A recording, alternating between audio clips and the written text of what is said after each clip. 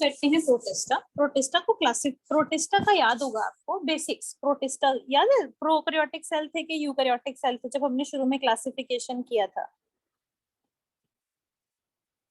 Protista eukaryotic, हाँ eukaryotic cells थे, तो प्रोटिस्टा जो होते हैं ये यूकैरियोटिक सेल्स होते हैं। आगे प्रोटिस्टा को हम 3 कैटेगरीज में डिवाइड करते हैं। इन 3 कैटेगरीज के according protista can be classified into photosynthetic प्रोटिस्ट्स,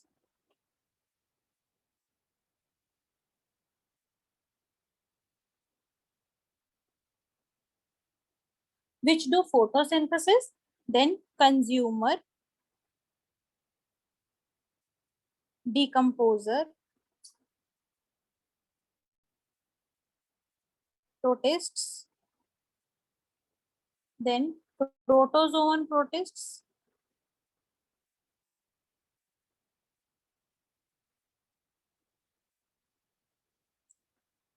अब जो ये फोटोसिंथेटिक प्रोटिस्ट हैं इनको आगे हम क्लासिफाई करेंगे कंज्यूमर, डिकम्पोजर, प्रोटिस्ट। ये अपॉन देयर हैबिटेट है, जो ये खाना जैसा खाएंगे वैसा होगा। तो फोटोसिंथेटिक प्रोटिस्ट जो होते हैं आगे हम उनको क्लासिफाई कर सकते हैं एज अ डाइनोफ्लैचलेट्स।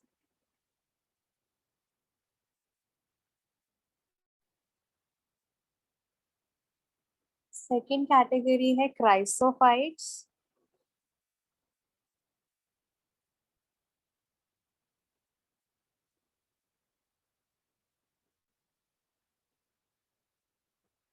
थर्ड कैटेगरी है यूग्लिनोइड्स।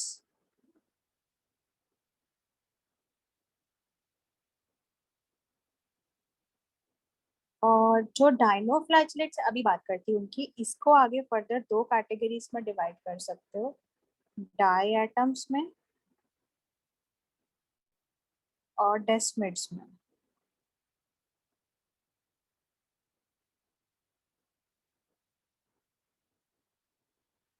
जिसको हम बोलते हैं golden algae. Consumer decomposer protist को पहले आपको फ्लो चार्ट लर्न करना पड़ेगा। अगर आपको एक बार फ्लो चार्ट लर्न हो जाएगा ना, बहुत इजी हो जाएगा आपके लिए ये करना। ये है ए सेलुलर स्लाइम मोल्ड्स और ये है सेलुलर स्लाइम मोल्ड्स। और ये आगे कैटेगराइज करते हैं अमीबॉइड,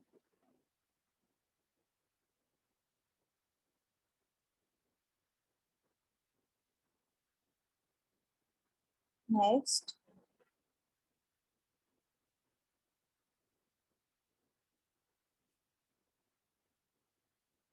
फ्लैचलेटेड प्रोटोजोन या फ्लैचलेट प्रोटोजोन।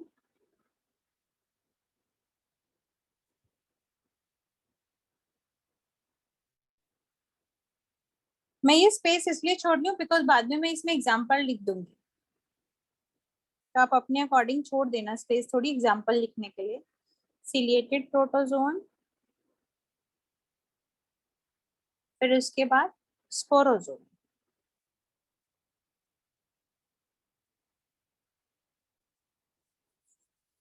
अब आते हैं फोटोसिंथेटिक प्रोटिस्ट पे। सबसे पहले इसमें हमने किया है डाइनोफ्लैचलेट्स। तो डाइनोफ्लैचलेट्स जो है डाइनोफ्लैचलेट्स, फिर क्राइसोफाइट्स, फिर यूग्लिनोइड्स। और यहाँ पे ए सेलुलर स्लाइम मोल्ड्स, यहाँ पे सेलुलर स्लाइम मोल्ड्स, यहाँ पे amoeboid, flagellated protozoan, ciliated protozoan, sporozoan. और फिर इसके बाद हमने सब क्लासिफिकेशन करी है डायटम्स एंड डेस्मिड्स की।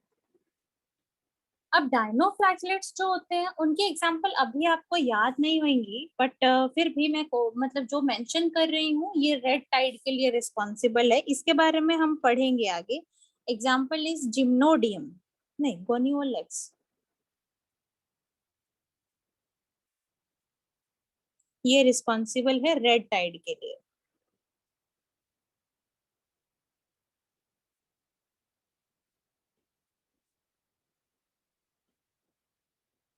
इसका एग्जाम्पल ट्राइसेरोशियम। अभी उतना क्लासिफिकेशन समझ में नहीं आ रहा ना, अभी थोड़ा थोड़ा हेल्प करती हूँ आपका।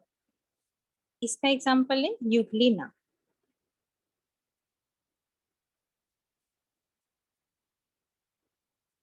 देखो जो ये फोटोसिंथेटिक प्रोटिस्ट है, ये प्रोटिस्टा वो वाले प्रोटिस्टा है तो यूकैरियोटिक ही, लेकिन ये सारे के सारे वो प्रोटिस्टा है जो अपना खाना खुद बनाते हैं। ठीक है, तो इनमें कौन आ जाता है? Dinoflagellates, chrysophytes and euglenoids. Consumer decomposer protist वो वाले प्रोटिस्ट है जो क्या करते हैं, अपना खाना खुद नहीं बनाते, डेड एंड डिके को बेसिकली जो डिकम्पोज करके खाना खाते हैं, जैसे कि ए सेलुलर स्लाइम मोल्ड्स और सेलुलर स्लाइम मोल्ड्स। अभी आपने देखे नहीं है, बस थोड़ा सा इसलिए परेशान हो रहे हो कि कैसे होंगे पता नहीं है। ठीक है, फिर प्रोटोजोवन प्रोटिस्ट जो होते हैं ये भी मतलब या तो पैरासिटिक फॉर्म में रहते हैं या फ्री लिविंग में रहते हैं, लेकिन खाना दूसरों से ही लेते हैं। तो अमीबॉइड हो गए, इसमें अमीबा जैसे मूवमेंट करके स्यूडोपोडिया होते हैं उनमें मूव करके खाना लेंगे। फ्लैजलेटेड हो गए जिनके पास फ्लैजला होगा, सीलिएटेड हो गए जिनके पास सीलिया होगा, स्पोरोजोन जो हो गए वो स्पोर्स बनाते हैं।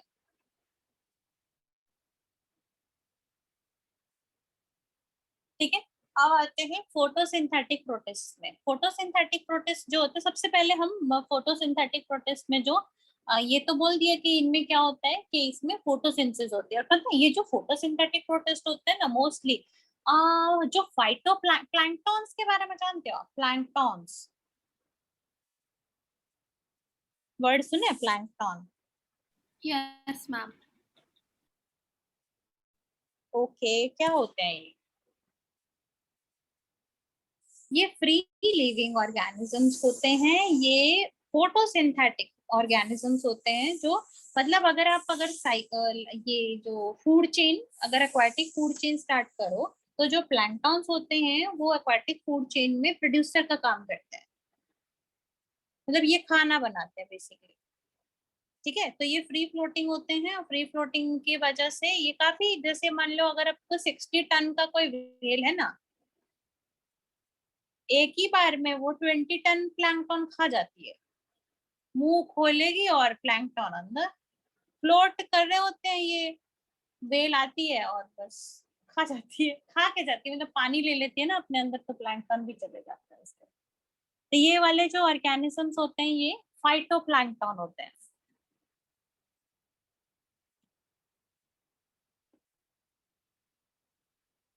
कुछ कुछ यहाँ बस प्रोटेस्टा को देख के कुछ कुछ क्लैरिटी हुई।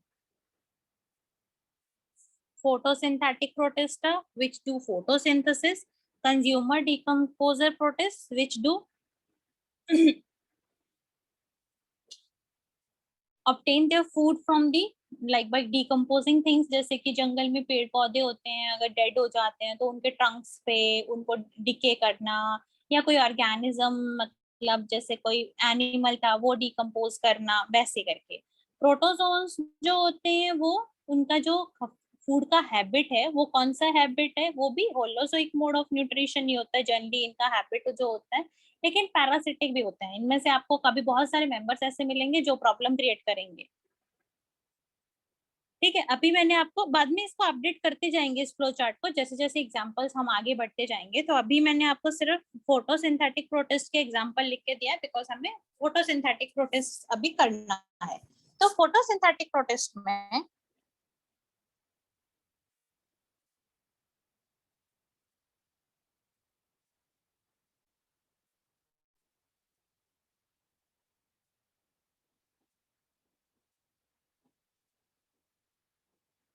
photosynthesis is present,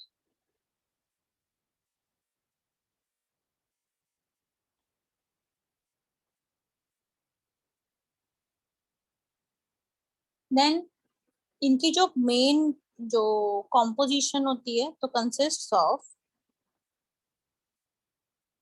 main portion of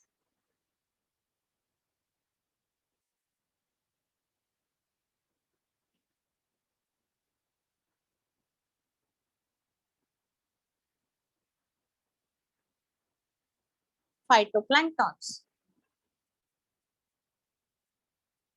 then सबसे पहली कैटेगरी आ जाती है डाइनोफ्लैगेलेट्स।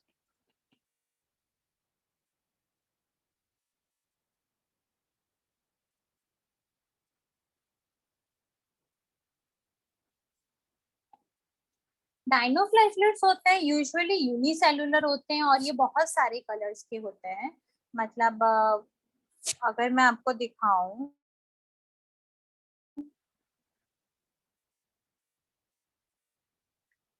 डाइनोफ्लैगेलेट्स,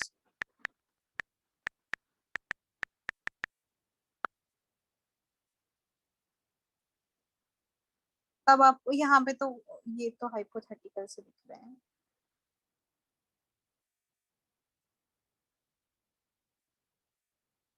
अभी ये देखिए कितने सारे कलर्स के दिख रहे हैं ना, तो बहुत सारे कलर्स के होते हैं ये। देखो कितने सारे कलरफुल है ये, बहुत ही छोटे छोटे हैं ये।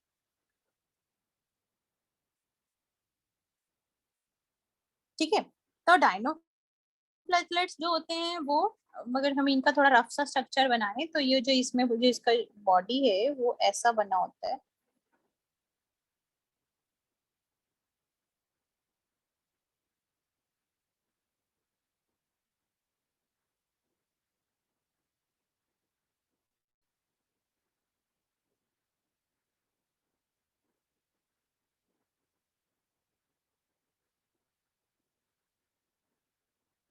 और एक फ्लैजिला इधर से और एक फ्लैजिला इधर से।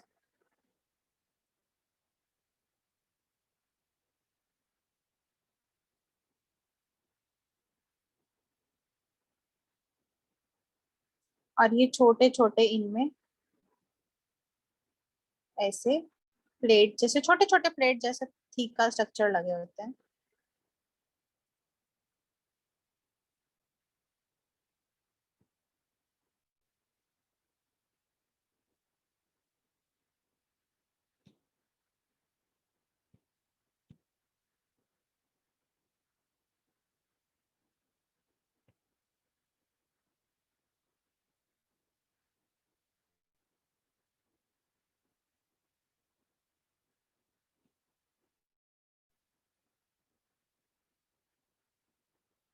इनको बोलते हैं थीका और ये इसके फ्लैचर। यूजुअली यूनिसेलुलर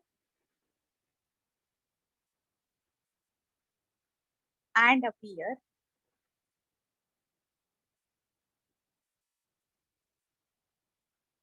अभी आपको बहुत सारे कलर के दिखाए थे ना, yellow, green,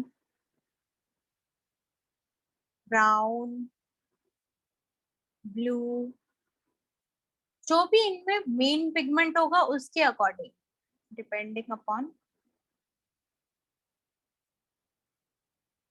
main pigment present in cell.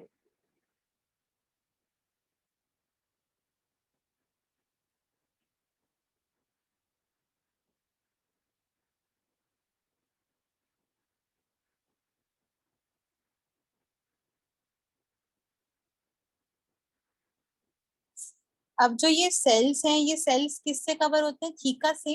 और ये थीका जो होता है ये ऐसे होते हैं, जैसे अगर आप नोटिस करो ना इनके स्ट्रक्चर को, तो ऐसा नहीं लगता कि जैसे इनके जो थीका है वो स्कल्पचर्ड प्लेट से लगते हैं, कुछ जैसे स्कल्पचर बनाया हो।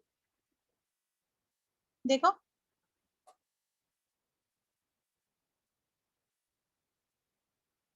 ये किसके बने होते हैं? ये सेलुलोज के बने होते हैं।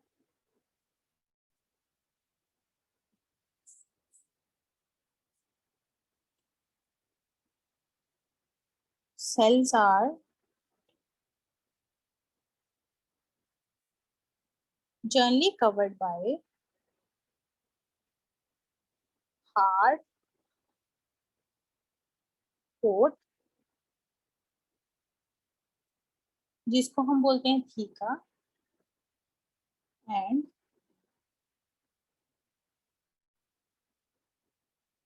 sculptured plates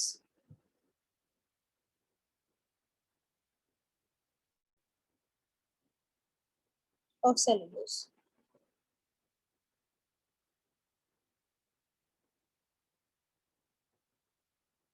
Most of them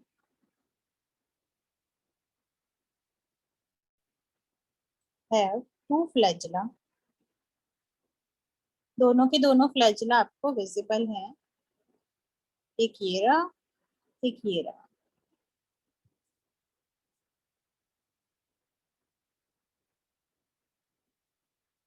One lies longitudinally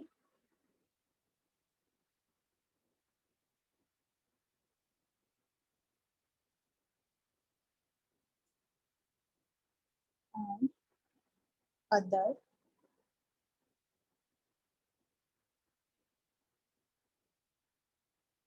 transversely. ठीक है, उसके बाद आ गया जिसके बारे में मैंने आपको एग्जांपल में बताया था, गोनियोलेक्स. ये वाला जो गोनियोलेक्स है ना, ये क्या करता है, ये गोनियोलेक्स रेड टाइड कॉज करता है. अब रेड टाइड मतलब ये गोनियोलेक्स, एक और है जिम्नोडियम, ये दोनों वर्टिब्रेट्स के लिए बड़े टॉक्सिक है. ये रेड टाइड कॉज करते हैं. मैं रेड टाइड आपको दिखा देती हूँ. रेड टाइड आपको कुछ ऐसा दिखेगा, ये रहा. और जस्ट जहाँ पे ये बहुत ज्यादा इनकी ना ग्रोथ होनी शुरू हो जाती है, यहाँ पे ये थोड़े से रेडिश कलर के होते हैं दोनों, जिम्नोडियम और गोनियोलेक्स. और ये रेड टाइड की कॉज की वजह से क्या होता है, जो वर्टिब्रेट्स होते हैं जिनमें वर्टिब्रल कॉलम होता है, कुछ फिशेस होते हैं जिनमें वर्टिब्रल कॉलम होती है, वो वर्टिब्रेट में आते हैं तो उनको हार्म करते हैं और ह्यूमंस को हार्म करते हैं. ह्यूमंस को कैसे हार्म करते हैं, डायरेक्टली नहीं हार्म करते, किसी और रास्ते के थ्रू आते हैं और फिर हमें हार्म करते हैं. रेड टाइड के लिए रिस्पॉन्सिबल है, ये क्वेश्चन आता है रेड टाइड वाला इसमें से, कि रेड टाइड के लिए रिस्पॉन्सिबल नहीं है.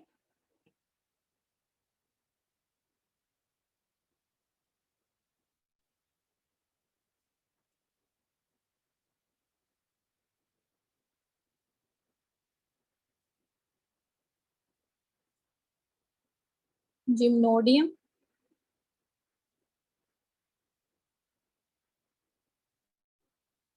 गोनियोलेक्स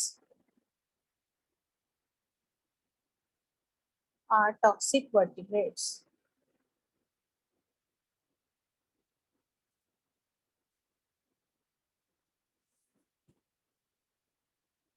और टॉक्सिन का नाम है सेक्सी टॉक्सिन.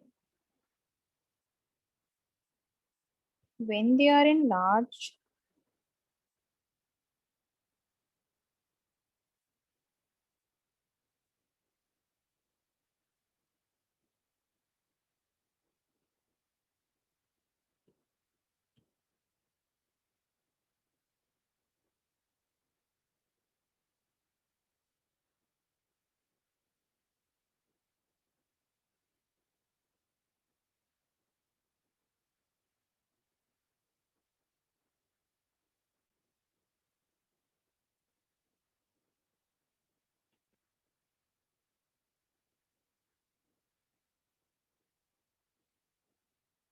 Sexy toxin. अब ये सेक्सी टॉक्सिन जो करता है, क्या करता है ये, सबका नोट हो गया?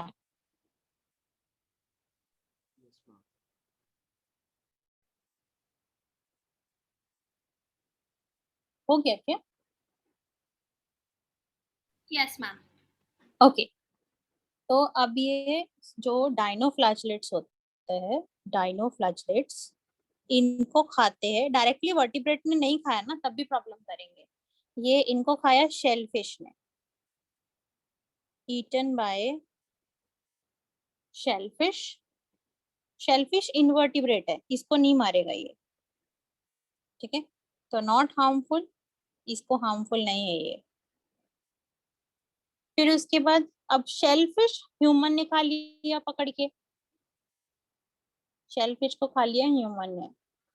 अब ह्यूमन तो वर्टिब्रेट है, तो ह्यूमन को हार्मफुल है ये.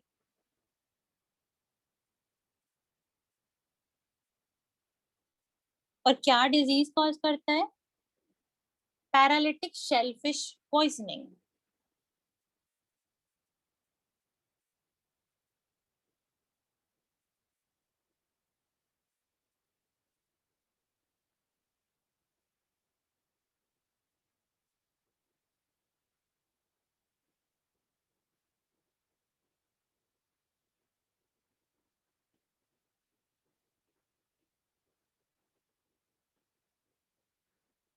PSP बोलते हैं इसको। एक और मेंबर है इसका, एक और एग्जांपल है डाइनोफ्लैचेलेट्स की, नॉक्टिलुका। नॉक्टिलुका जो होती है इसको नाइट लाइट बुलाते हैं, बड़ा अच्छा सा लगता है ये, मैं दिखा देती हूँ।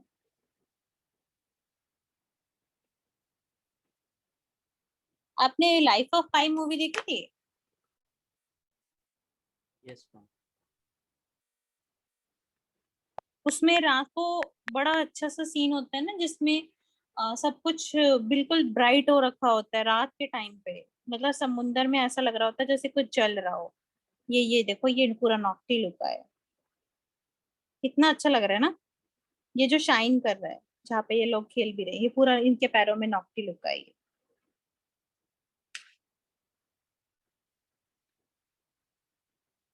ये बायोलुमिनेसेंट होता है, इसलिए इसको नाइट लाइट भी बुलाते हैं, शाइन करता है रात को। ये डाइनोफ्लैचेलेट है।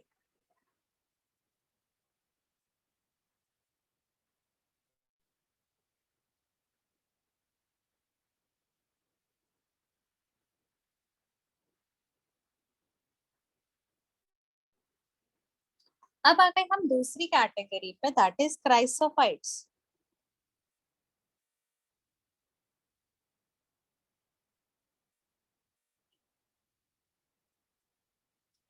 क्राइसोफाइट्स जो होते हैं, आगे दो टाइप में बोले थे ना, एक तो डायटम्स और एक डेस्मिड्स।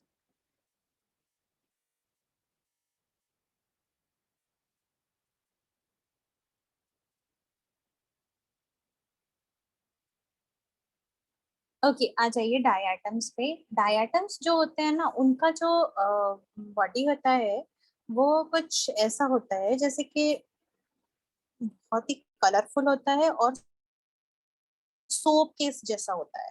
डायटम्स के पास ना, जो उनका जो के मतलब जो इनका जो केस होता है वो एक्चुअल में बना होता है सिलिका का। डायटम्स ये भी बहुत छोटे छोटे होते हैं, और ये इनके जो केसेस हैं, सोप केस लाइक स्ट्रक्चर दिख रहा है, नहीं विजिबल है आपको, इसमें समझ में आएगा। देखो थोड़ा सा लग रहा है ना सोप केस जैसा, ऊपर एक दूसरे, ये वाला उतना अच्छे से क्लियर नहीं लग रहा है, लेकिन इसमें ज्यादा बेटर से समझ में आएगा। एक तो देखो थोड़ा लग रहा है कि सोप केस जैसा है, मीन्स जैसे सोप केस मतलब एक ऊपर का कवर है एक नीचे का है। This is how. इसमें थोड़ा मतलब कलरफुल नहीं दिख रहा है, बट आपको जूम इन में थोड़ा समझ में आ रहा है कि soap case in the sense like अगर हम एक बेसिक स्ट्रक्चर बनाए तो इट्स लाइक दिस, एक ऊपर का स्ट्रक्चर रहेगा और एक नीचे का स्ट्रक्चर रहेगा, ऐसे एक दूसरे के अंदर बहुत टाइटली फिट हो जाते हैं। तो डायटम्स बहुत कलरफुल होते हैं।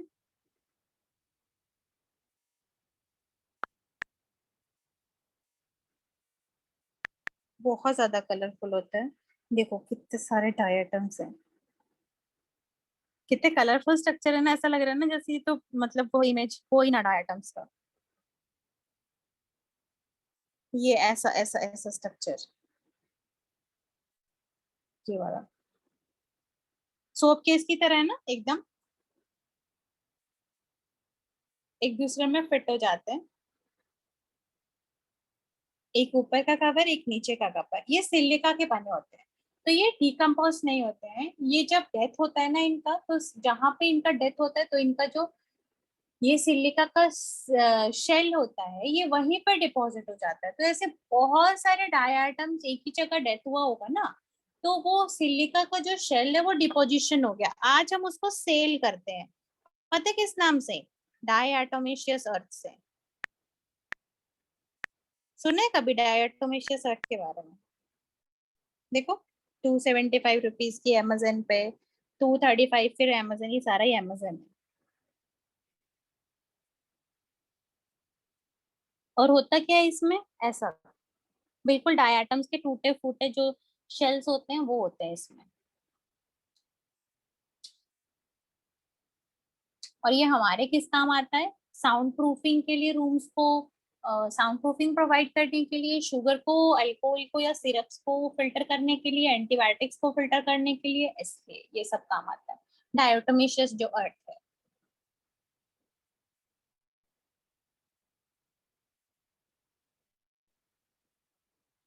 तो पहला बात हम डायटम्स के बारे में ही लिखते हैं।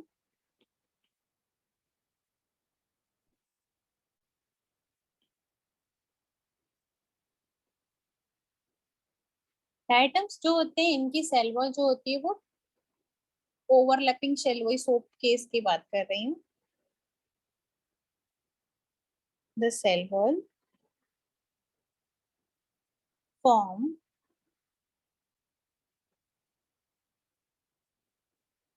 To thin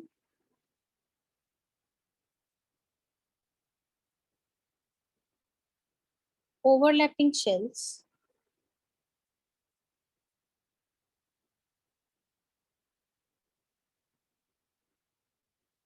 which fit together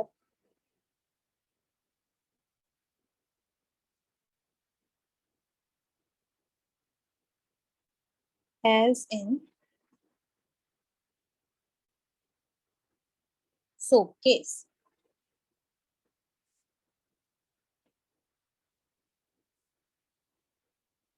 Now body is covered by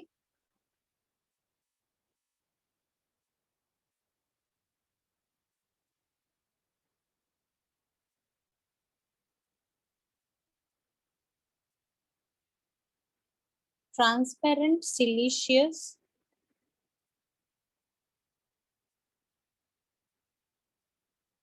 shell, silica की वही deposits in cell wall. इनके पास कोई फ्लैजिला नहीं होते। अगर आप इन दोनों में डाइनोफ्लैजिलेट्स के पास दो दो फ्लैजिला थे ना, डायटम्स के साथ पास कोई फ्लैजिला नहीं होता। They do not have any flagella.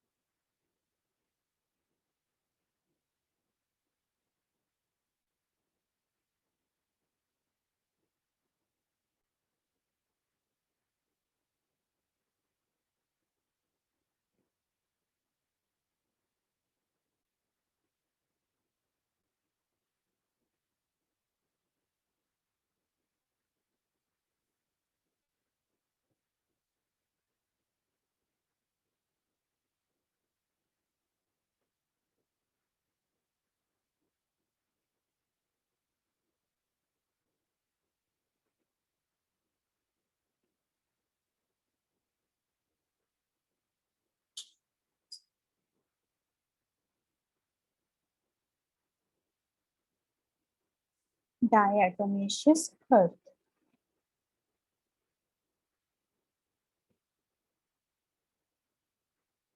क्या क्या यूज हो सकते हैं इसके?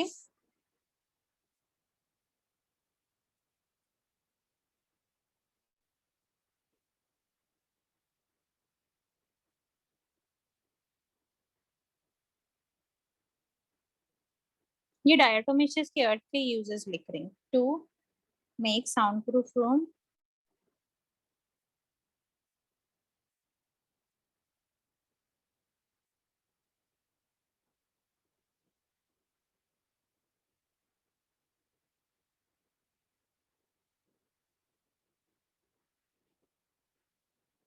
filtration of sugar,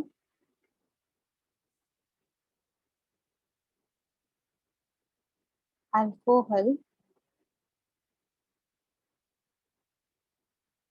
syrups, and antibiotics.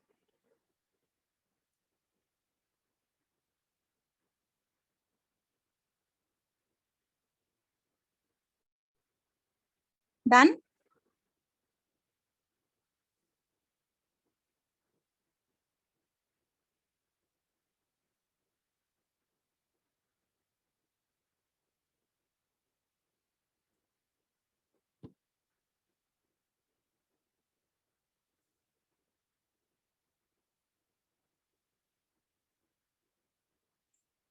Ma'am yes Vaibhav. Ma'am filtration में रिमूव क्या करते हैं शुगर अल्कोहल इसमें से? वापस से बोलो वैभव। मैम फिल्ट्रेशन में रिमूव क्या करते हैं, मतलब शुगर में अच्छा से क्या? अच्छा, नहीं शुगर वगैरह से फिल्ट्रेशन में एक्चुअली क्या होता है, जो हमें जो क्रिस्टल्ड फॉर्म में शुगर मिलती है ना, वो वैसे हमें मिलती नहीं है एक्चुअल में। जैसे वहां पे जैसे हमारा गुड़ होता है ना, जो उसमें काफी सारा फाइबर और बाकी माइक्रो न्यूट्रिएंट्स वगैरह होते हैं ना, वो सारे के सारे रिमूव कर दिए जाते हैं फिल्टरेशन के थ्रू। उसके बाद उसको ये बाद में उसकी और भी रिफाइनिंग होती है, मींस इसमें से और बिल्कुल व्हाइट व्हाइट शुगर जो होती है उसमें बिल्कुल ही माइन्यूट कचरा भी रिमूव कर दिया जाता है। और फिर फाइनली उसको रिक्रिस्टलाइज करके या क्रिस्टल्स बना के फिर हमें सेल किया जाता है। मीन्स जो भी हमें नॉट रिक्वायर्ड सब्सटेंस है वही फिल्टर करते हैं। ये शुगर से भी हो सकता है, क्योंकि sugar, alcohol, juices, syrup, antibiotics में जैसे हम जो जैसे मतलब घर पे तो नहीं बनाते आप सिरप और अल्कोहल, जो भी मतलब अल्कोहल जो होते हैं इनमें से इम्प्योरिटी रिमूव करने के लिए, ताकि वो जो बॉटल में हमें बिल्कुल क्रिस्टल क्लियर दिखता है ना अल्कोहल वगैरह, यस मैम। वो सबको प्यूरिफाई करने के लिए या फिल्टर करने के लिए ये एक तरह से छोटे छोटे, बिकॉज बहुत छोटे होते हैं तो इनमें छोटे छोटे पोर्स होते हैं, तो अच्छे फिल्टर की तरह काम करते हैं ये।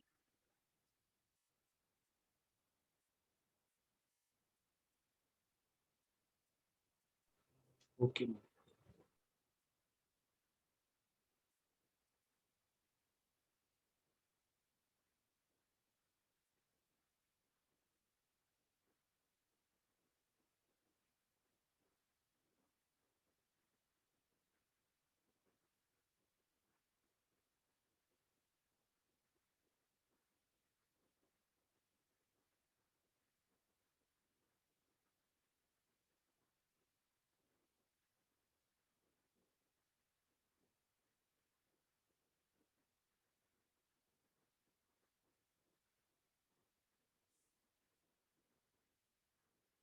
डन।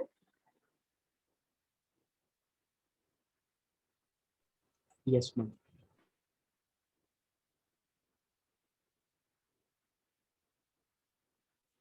ओके, अब बढ़ते हैं आगे और हम करते हैं डेसिमल्स। अब मैं आपको एक बार डायटम्स और डेसिमल्स वापस से दिखाना चाहती हूँ, इनके शेल्स।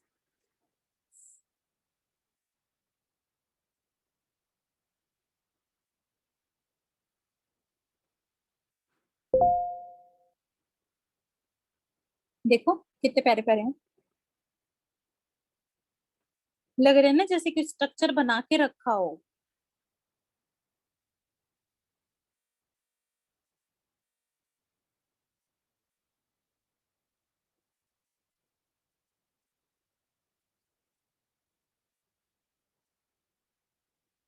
ये जो आपको दिखाई दे रहे हैं ये छोटे छोटे, ये डेस्मिड्स है। डेस्मिड्स के लिए मैंने साइड में लिखा था ना गोल्डन एल्गी, ये गोल्डन एल्गी है। ये इसके बारे में आपको ज्यादा नहीं करना पता, बट इतना पता करना है कि ये इंडिकेटर होते हैं क्लीन वाटर के। मीन्स अगर जहाँ पे ये क्लीन वाटर रहेगा वहां पे ये डेस्मिड्स रहेंगे, जहाँ पे पानी गंदा है वहां पे नहीं रहेंगे। ये छोटे छोटे डेस्मिड्स ने कंबाइन करके एक छोटा सा ट्री लाइक फॉर्मेशन बना दिया है। तो छोटे छोटे डेस्मिड्स है, इनको गोल्डन एल्गी इसलिए बोलते हैं क्योंकि इनके अपीयरेंस में देखो पता चल रहा है ना कि ये गोल्डन कलर के विजिबल है।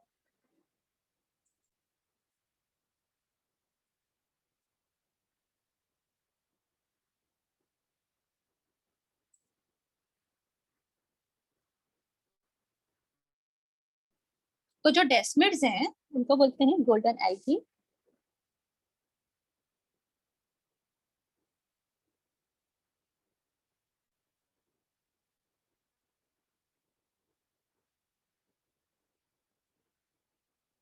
क्या करते हैं वो?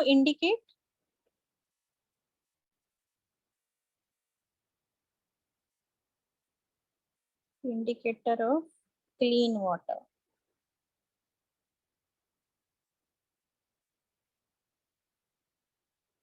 ठीक है, एग्जाम्पल इज डेस्मीडियम।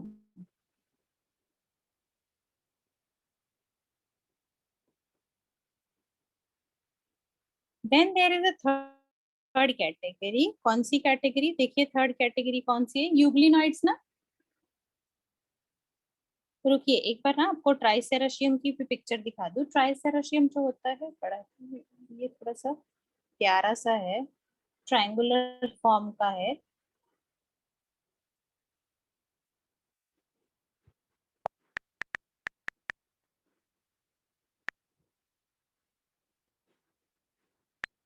ट्राई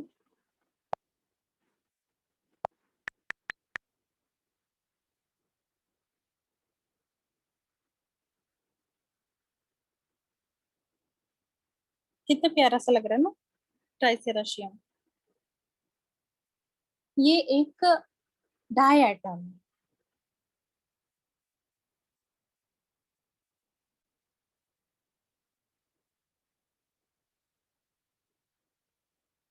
ये बहुत ही माइक्रोस्कोपिक स्ट्रक्चर है, ऐसे आपको नेकेड आई से विजिबल नहीं होंगे।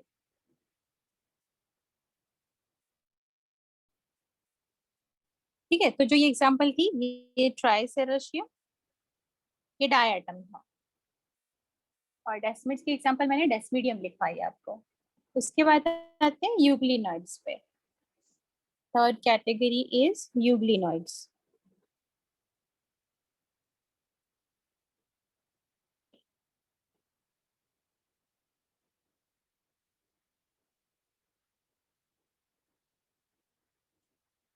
अब यूग्लिनॉइड्स जो होते हैं ना, इनके पास सेल वॉल की जगह पे क्या होता है, मतलब जो इनकी सेल वॉल, सेलुलोज की बनने की जगह किसकी बनी होती है, पेलिकल।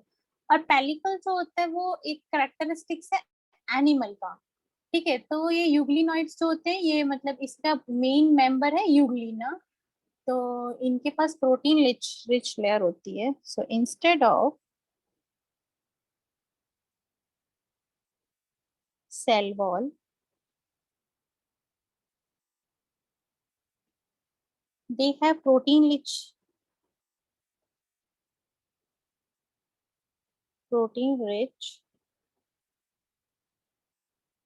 layer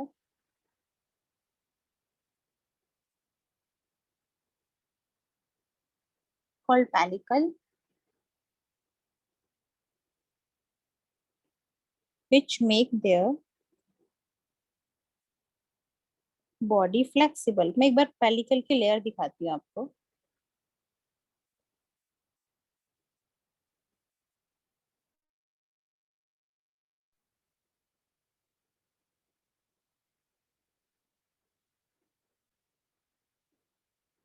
ये है यूग्लिना। यूग्लिना में क्या है, देखो आपको जो बाहर जो कर्व कर्व से दिखाई दे रहे हैं ना, पैरेलल पैरेलल लाइंस दिखाई दे रही है, ये वो पेलिकल लेयर है इनकी। तो ये पेलिकल जो होती है प्रोटीन के लेयर बनी होती है। और ऐसा किसमें होता है, एनिमल्स में। ये इनका एनिमल का फीचर भी है एक्चुअली। इनमें ना मोड ऑफ न्यूट्रिशन के हिसाब से फोटोसिंथेटिक मोड ऑफ न्यूट्रिशन भी होता है और हेटरोट्रोफिक भी। जब सनलाइट नहीं प्रेजेंट होती है तो ये फोटोसिंथेसिस नहीं करते, तो हेटरोट्रोफिक मोड ऑफ न्यूट्रिशन आ जाता है। इनके पास आपको एक फ्लैजला तो दिख रहा है ना, लॉन्ग वाला। Yes ma'am. मैं आपको दूसरा फ्लैजला भी दिखाती हूँ।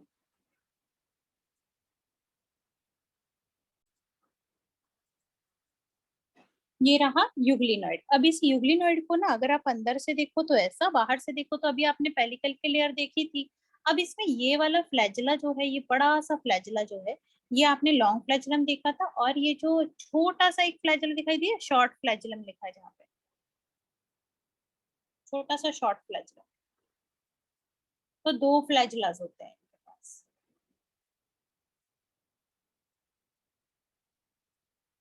एक शॉर्ट फ्लैजला और एक लॉन्ग फ्लैजला। ठीक है, और जो ऊपर की वॉल बनी होती है प्लाज्मा मेम्ब्रेन के ऊपर, जो वॉल बनी होती है वो पेलिकल की एक लेयर होती है और फ्लेक्सिबिलिटी प्रोवाइड करती है इनको।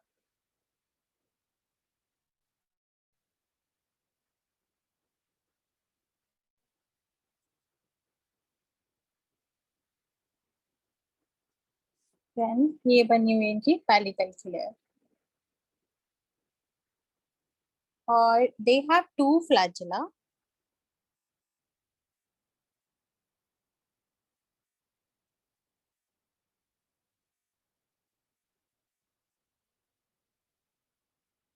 one long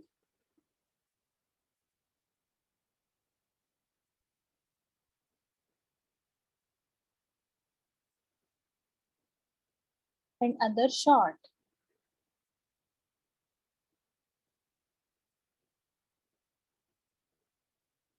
They are photosynthetic in sunlight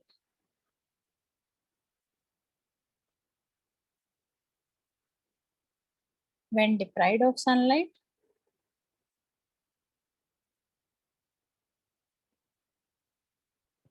क्या होगा? Holozoic mode of nutrition आ जाएगा. Sorry, heterotrophic mode of nutrition. Actually, Holozoic वो उसी का type है. They act as a heterotroph.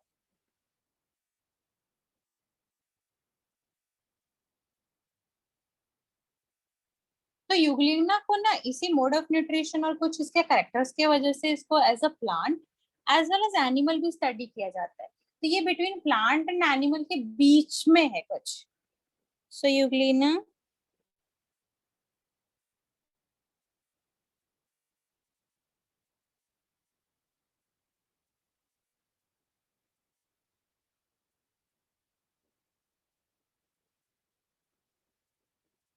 studied as plant as well as animal.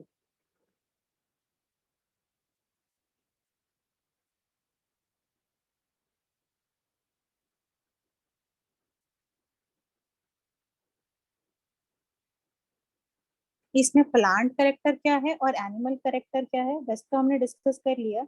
Individually बात कर ले तो ज्यादा क्लैरिटी हो जाएगी आपको. ये आप खुद से ट्राई करोगे प्लांट करेक्टर और एनिमल करेक्टर की.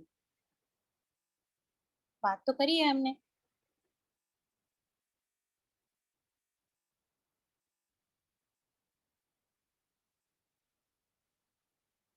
मोड ऑफ न्यूट्रिशन के अकॉर्डिंग हो जाएगा ना. फोटोसिंथेटिक. हाँ बोलो Siya. The fact that they can do photosynthesis in sunlight will be a plant character, and that they are heterotrophic will be an animal character, and I think हाँ. pellicle will be animal character. Yes, pellicle is also animal character. Heterotrophic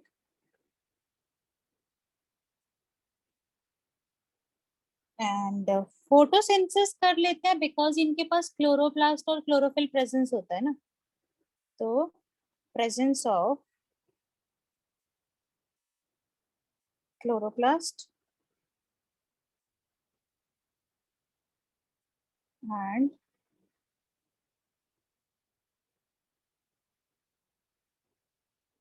chlorophyll. Then animal character is presence of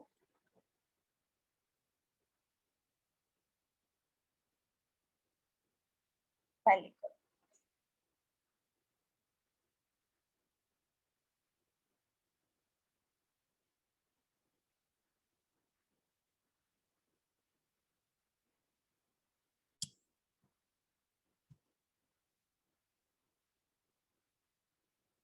ma'am. हाँ बोलो वैभव. Ma'am जो chloroplast होता है plant के similar होता है कि कुछ डिफरेंस भी होता है इसमें?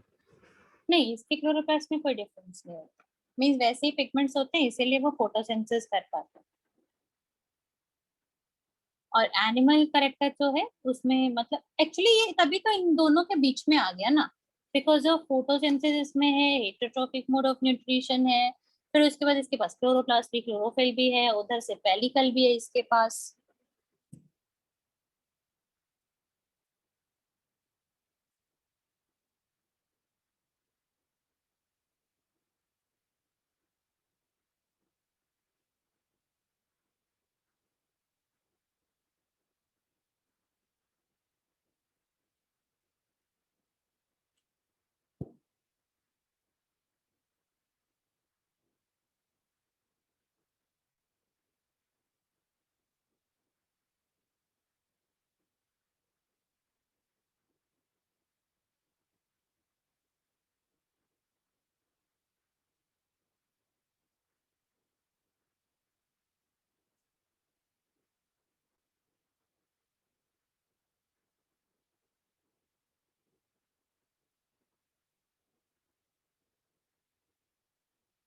Done.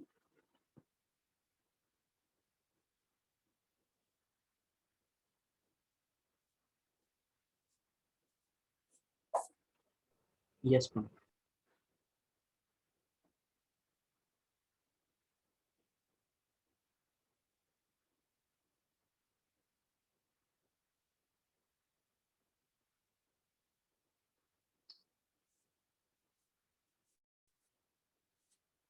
Okay.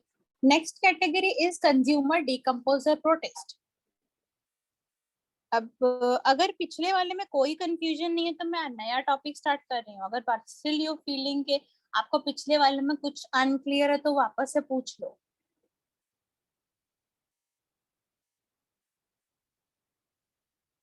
पूछो.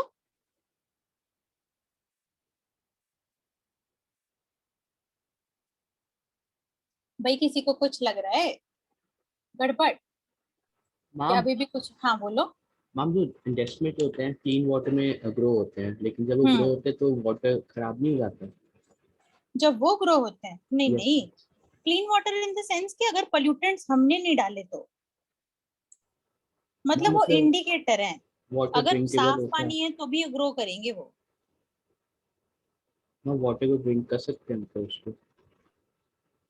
वाटर को क्लीन कर सकते हैं वो. मैम ड्रिंक, हम ड्रिंक कर सकते हैं अगर ग्रो हो गए हैं तो डेस्परेट? अगर उस पानी को ड्रिंक कर सकते हैं? नहीं, अब मतलब वो तो पानी नहीं कर ड्रिंक कर पाओगे, क्योंकि ऐसा है कि अगर प्रोटेस्ट मतलब यहाँ पे क्लीन वाटर और अनक्लीन वाटर का मतलब ये नहीं है कि उसमें लाइफ कितना है.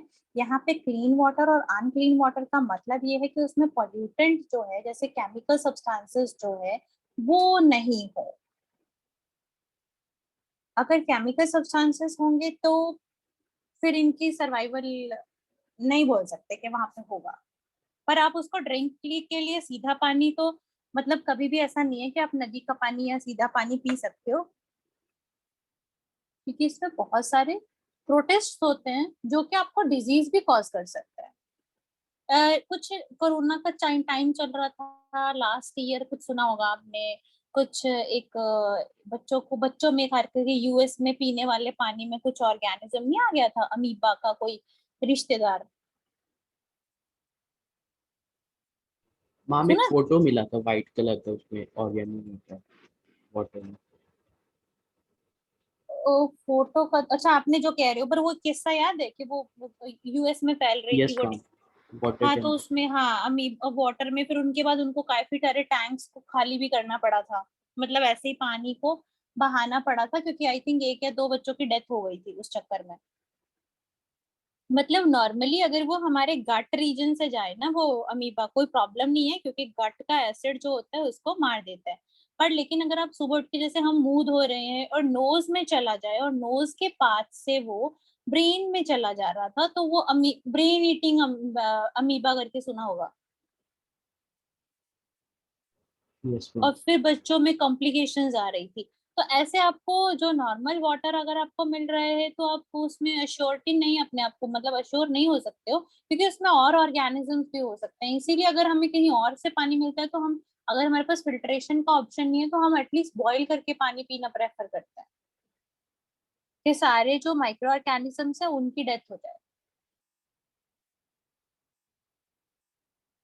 ठीक है, और किसी को कोई डाउट? या वैभव आपको ही कोई doubt? No ma'am.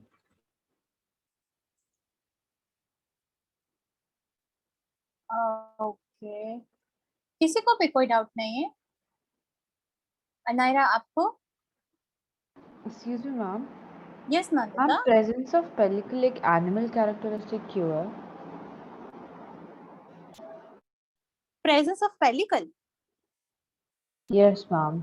Okay, pellicle is made up of a protein, and mostly protein rich layer are like, if the cell wall is having a protein, I can say that like there is a outer covering, outside the plasma membrane there is a covering which is made up of protein. In if the like plant is there, then plant is having not that pellicle covering, that is having a cellulose covering. तो इसमें cellulose का covering नहीं है, इसका cell wall pellicle का, जो कि plant origin मतलब एनिमल ओरिजिनेटेड है, पेलिकल प्रोटीन का कवरिंग है। So that's ma'am. उसका एनिमल करेक्टर है ये। अगर ये सेलुलोज ओरिजिनेटेड होता या सेलुलोज से होता तो उसको हम फिर प्लांट करेक्टर में डाल देते, बट ऐसा नहीं है। इसकी में फ्लेक्सिबिलिटी प्रोवाइड करने के लिए इसमें ये पेलिकल का फॉर्म है। ठीक है, Yes, ma'am. Okay. Then moving to the consumer decomposer protist, हो सकता है इसमें थोड़ा सा इशू हो आपके साथ, but I will solve your issue. Consumer decomposer protist जो होते हैं, इनमें कोई क्लोरोफिल वगैरह कुछ नहीं होता है, बिकॉज ये तो अपना खाना खुद बना ही नहीं रहे हैं ना, so they don't have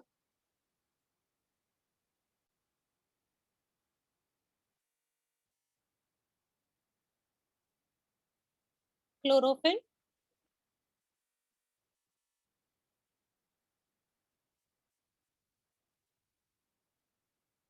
They are surrounded by plasma membrane only.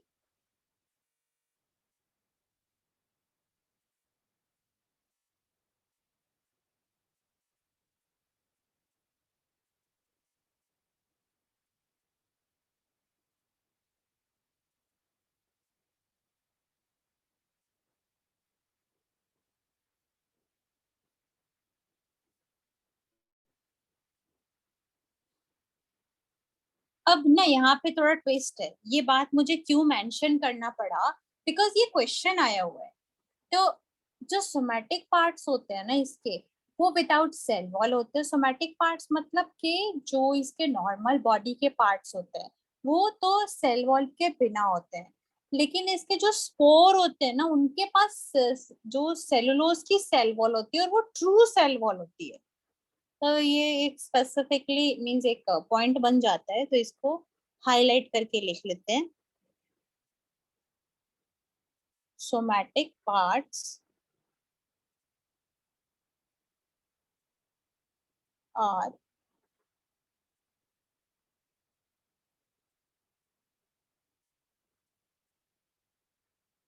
without cell wall.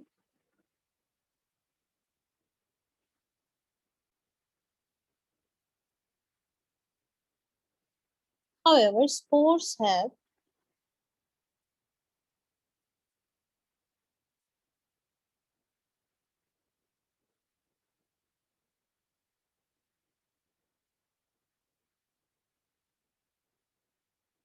this is a true cell wall.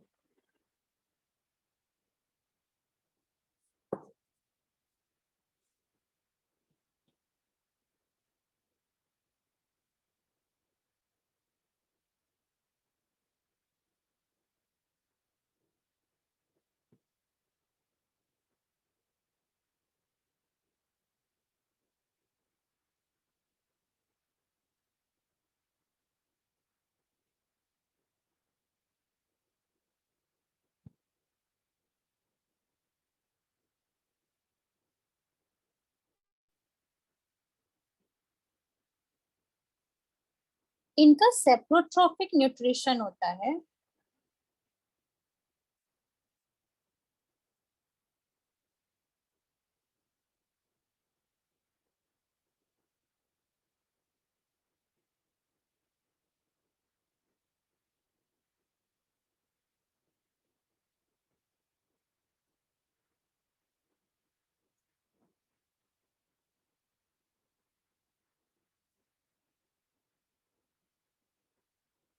अब मैं आपको दोनों में डिफरेंस बताती हूँ, ए सेलुलर स्लाइम मोल्ड और सेलुलर स्लाइम मोल्ड में। जैसे साउंड हो रहा है ना ए सेलुलर, इसमें एक्चुअली सेल्स नहीं होते, मल्टी न्यूक्लिएटेड बॉडी होता है इसका, और इसमें सेल जो होते हैं वो इकट्ठे हो जाते हैं। मींस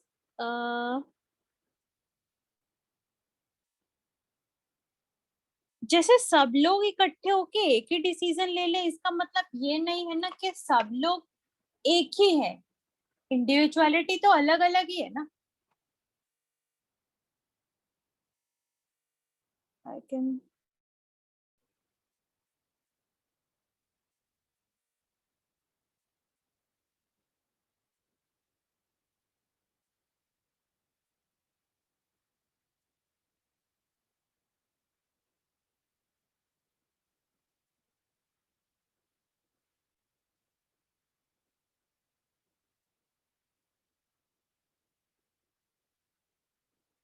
देखिए आपके सामने जो पिक्चर विजिबल है आपको, उसमें ये ए सेलुलर है जो आपको दिखाई दे रहा है। इसमें क्या हो रहा है, यहाँ पे जो आपको ये फीडिंग प्लाज्मोडियम दिखाई दे रहा है, इसकी ऐसे थैलस जैसी बॉडी होती है, मींस जिसमें कुछ डिस्टिंग्विश नहीं कर पाते हो आप कि क्या कौन सा पार्ट कौन सा है। तो इसमें क्या होता है कि जैसे ये जाइगोट था, जाइगोट में मल्टीपल डिविजन हो गए, मतलब उसके जो न्यूक्लियर डिवीजन हो गए, बट साइटोप्लाज्म का डिवीजन नहीं हुए। इस वजह से it is multi nucleated Plasmodium. अब ये मेच्योरिटी की तरफ बढ़ रहा है, मतलब ऐसा हो जाएगा ये मेच्योरिटी में। जब ये ऐसा होएगा तो फिर उसके बाद मतलब ये अपना प्रिपेयर कर रहा है अपने आप को कि फ्रूटिंग करने वाला है, अब ये स्पोर बनाने वाला है। अभी ये डिप्लॉयड है, डिप्लॉयड मतलब 2n है क्योंकि जाइगोट से ही फॉर्म हुआ है। फिर उसके बाद क्या हुआ, इसमें छोटे छोटे फ्रूटिंग बॉडीज अब दिखाई देने लगे, हमें यंग स्पोरेंजियम बनने लग गए। अब ये कब बनेंगे, जब इनके पास कंडीशंस हार्श आ जाएंगी, जब इनके पास सही से नॉर्मल अभी जो से खाने पीने के लिए है नहीं है, इधर उधर रोम करने के लिए कोई जगह नहीं है, तो ये क्या करेंगे, चलो यार स्पोर ही बना लेते हैं। फिर उसके बाद क्या करेंगे, ये जो इसमें एक ये ऐसा स्ट्रक्चर बन जाएगा, ये स्पोरेंजियम जो है ये मैच्योर हो गया। इस स्पोर जो बने, अभी देखो स्पोर के आसपास कितनी हार्ड सी लेयर दिखाई दे रही है ना आपको। ये अभी बोला था ना कि ये जो स्पोर्स होते हैं उनके पास सेलुलोज सेल वॉल होती है, जिसको ट्रू सेल वॉल बोलते हैं। जो नॉर्मल बॉडी होती है उसके पास कोई सेल वॉल दिखी भी नहीं ना आपको ऐसी कुछ, वैसे तो इसमें दिखता है तो नहीं है, बट हाँ दिखी भी नहीं है, इसकी बनाई भी नहीं है। ठीक है, तो अब इनमें क्या होगा, जो स्पोर फॉर्मेशन होगा वो कैसे होगा, मियोसिस से, और मियोसिस से स्पोर फॉर्म हो गए, मतलब हैप्लॉइड स्पोर बन गए। ये स्पोर जो है ये जर्मिनेट होंगे। अब ये स्पोर जो है ये मतलब दोनों फॉर्म के एमीबॉइड सेल्स भी बना सकते हैं और फ्लैजिलेटेड सेल्स भी बना सकते हैं। तो फ्लैजिलेटेड सेल्स या अमीबॉइड सेल्स दोनों ही बन जाए कोई से भी, और दोनों में फ्यूजन होगा तो क्या बन जाएगा, जाइगोट। समझ में आया किसको हमने प्लाज्मोडियम बोला, क्यों हम इसको ए सेलुलर बोल रहे हैं, बिकॉज इसकी बॉडी में कोई सेलुलर फॉर्म ही नहीं है ना। देखो सारा ऐसा कुछ इंडिविजुअल सेल जैसा सीन नहीं है ना, मल्टी न्यूक्लिएटेड बॉडी है जिसको हम क्या बोलते हैं, प्लाज्मोडियम। आपको दो वर्ड आएंगे प्लाज्मोडियम, एक ये प्लाज्मोडियम, एक और प्लाज्मोडियम जो मलेरिया कॉज करता है। बट ये वाला अगर किसी का साइंटिफिक नेम लिखते हैं तो हम उसको इटैलिक्स में लिखते हैं या तो बुक में लिखते हैं, या हम क्या करते हैं, जब हम उसको हैंड रिटन लिखते हैं तो हम ऐसे लिख के, साइंटिफिक नेम में ना आप कैपिटल पी लिखोगे, कैपिटल पी प्लाज्मोडियम, और फिर उसके बाद अंडरलाइन कर दोगे वो प्लाज्मोडियम वाइवेक्स जो मलेरिया कॉज करता है। ये वो वाला प्लाज्मोडियम नहीं है, ये बस इसकी बॉडी का नाम है प्लाज्मोडियम। क्लियर है, ए सेलुलर स्लाइम मोल्ड समझ में आया, बताइए।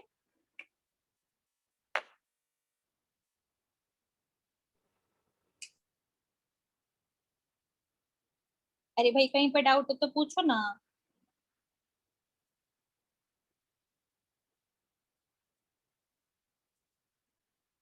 बोलो।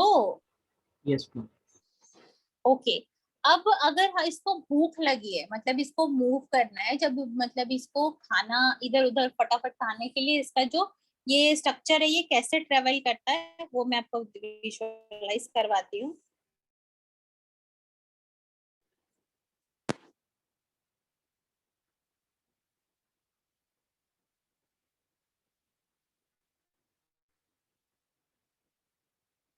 थोड़ा सा डिस्गस्टिंग सा लगेगा, बट ये मूव कर रहा है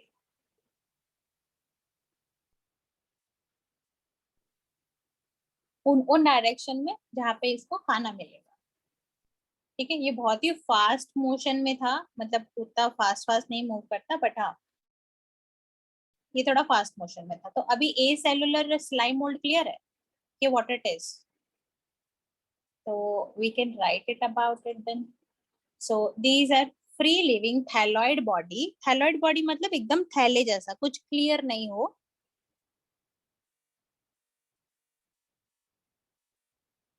फ्री लिविंग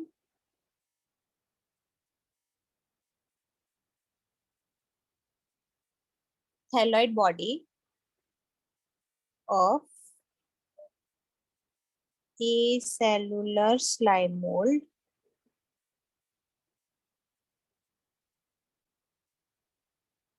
called, क्या बोलते थे उसको, प्लाज्मोडियम।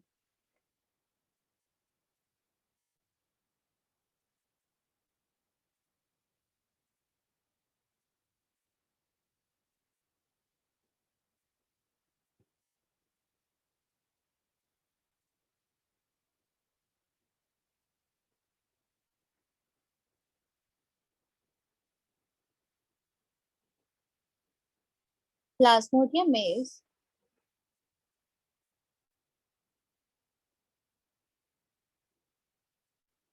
multinucleated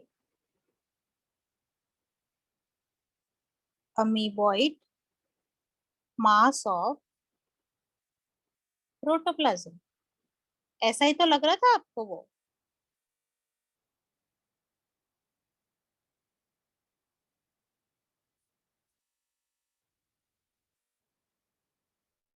ठीक है, अब चलते हैं दूसरे वाले पे।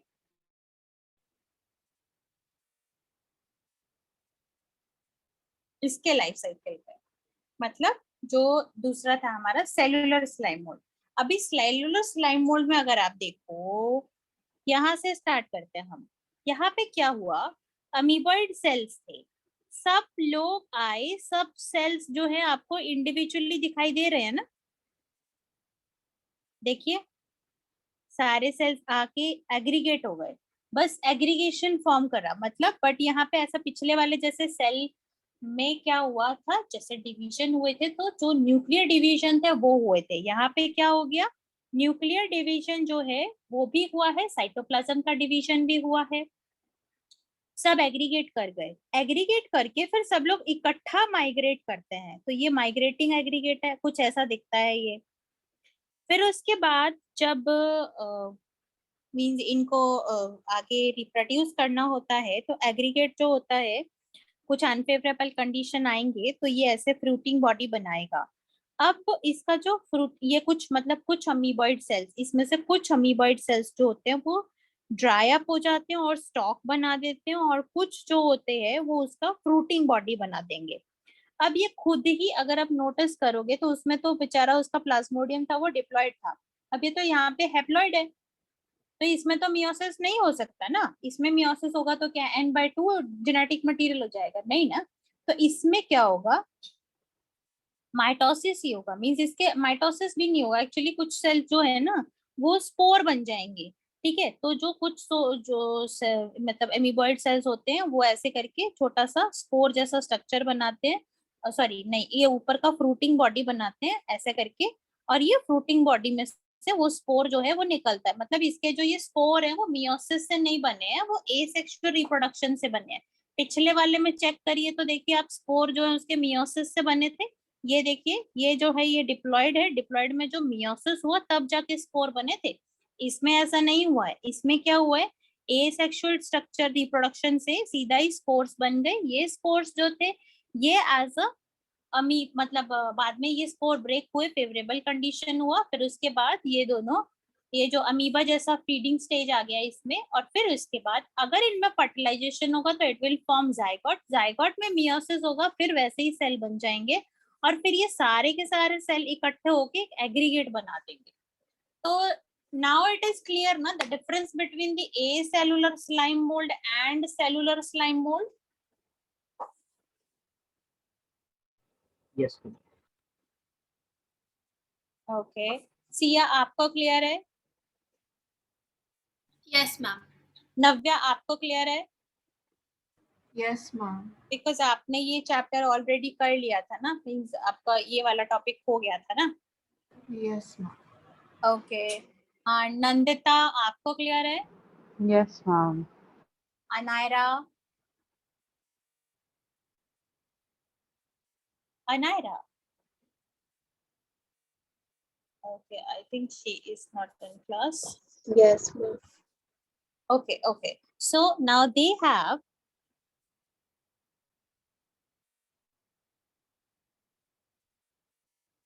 pseudoplasmodium,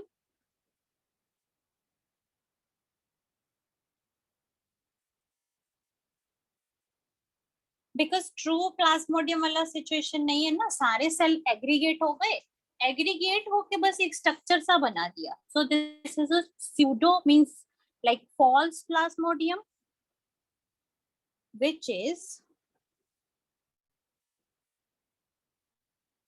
an aggregate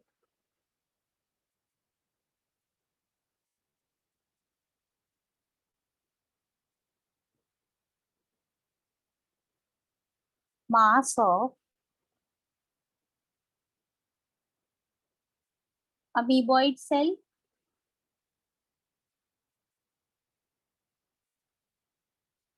where each cell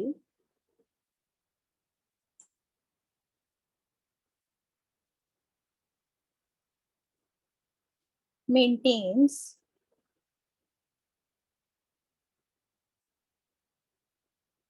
its separate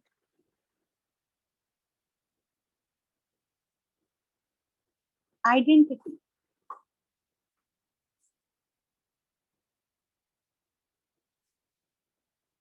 Pseudoplasmodium and हर एक जो सेल है it is maintaining its separate identity.